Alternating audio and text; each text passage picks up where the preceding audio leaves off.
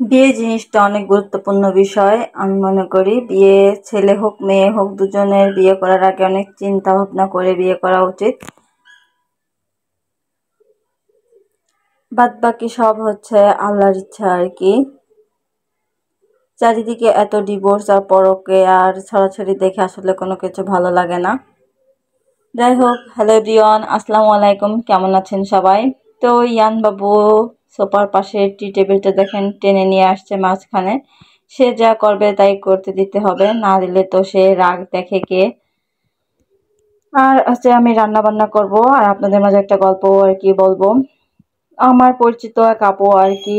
তো ওনারা 3 বোন। বাবা চাকরি করে, চাকরি সূত্রে শহরে জীবনযাপন করে ছোটবেলা থেকেই। তো ওনাকে আর কি বিয়ে দিয়েছে আর কি। বিয়ে আর কি দেয় ওই যে ছেলেটার সাথে, ওই ভাইয়ারা হচ্ছে 2 ভাই 2 বোন। বাবা আছে, মা নেই, মা মারা গেছে। মা মারা যাওয়ার পরে ওনার বড় যে 2 বোন ওনারাই আর কি সংসার আর কি দায়িত্ব পালন করে। আর ইনি পড়াশোনা করে আর কি ভালো একটা জব করে। বাবা হচ্ছে স্কুল টিচার। আর ছোট একটা ভাই আছে। গ্রামের দিকে বাড়ি, ফ্যামিলি শিক্ষিত ভালো, অন্য সাইড ভালো আর কি। তারপর 2 পরিবারের সম্মতিতে আর কি দেখাশোনা করে, 2 পরিবার দেখাশোনা করে আর কি অনুষ্ঠান করেই ছেলে আর মেয়েকে বিয়ে দেয়। বিয়ের কিছুদিন পর আর কি মেয়ে চায় যে তার জামাই যেখানে জব করে ওইখানে থাকবে জামাইয়ের সাথে আর কি।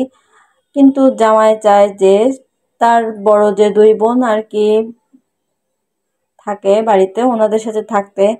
যতদিন না তাদের বিয়ে হয় ততদিন সে ওইখানেই থাকবে, ওনাদের সাথে সংসার করবে, এটা চায়। আর আনুষঙ্গিক হয়তো আপুর আর কি যে চাহিদাগুলো থাকে সেগুলো আর কি হয়তো ওই ছেলে পূরণ করতে চায় না, এই কারণে আর কি মনোমালিন্য হতে থাকে। বিয়ের পরেও আর কি এগুলোই অনেক দিন যাবত আর কি হতে থাকে, কয়েক মাস পরে। তারপর শেষমেশ আর কি এভাবে থাকতে থাকতে পরে ডিভোর্স হয়ে যায় আর কি। শেষ পর্যন্ত ডিভোর্সটা দিয়েই দেয়, ডিভোর্স হয়ে যায় ওনাদের।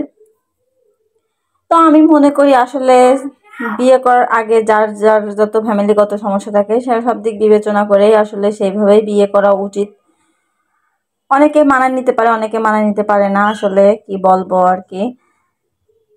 সেই যে যেমন কোয়ালিটির আর কি ফ্যামিলিগত চিন্তা চেতনা যার মধ্যে যেভাবে থাকে সেই রকম মেয়ে দেখেই ছেলে দেখে বিয়ে দেওয়া উচিত 2 পরিবারের আর কি।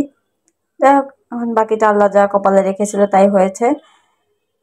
আমি এখানে কিন্তু রান্না বান্নাও করে নিয়েছি আর আপনাদের মাঝে গল্পটাও শেয়ার করেছি। এই তো মাছের ডিম রান্না করেছি, মাছ ভুনা করেছি টমেটো দিয়ে।